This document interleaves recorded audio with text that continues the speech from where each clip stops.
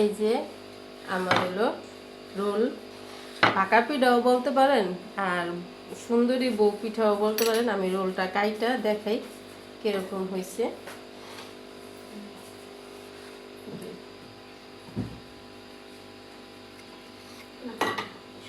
এই যে দেখুন কত সুন্দর দেখা যায়। আমি পিস পিস করে কাইটা নিই।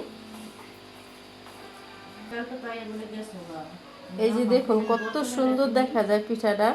এটা হলো সিদ্ধ ভাকা পিঠাও বলতে পারেন, এরপর বউ সুন্দরী পিঠাও বলতে পারেন। আপনাকে যেটা মনে চায়, দুইটার ভিতরে যেটা মনে চায় এটাই বলতে পারেন। পিঠাটা খুবই খুবই সুন্দর হয়েছে দেখুন। মাশাআল্লাহ দিলে আমি একটু খাইয়া বলি।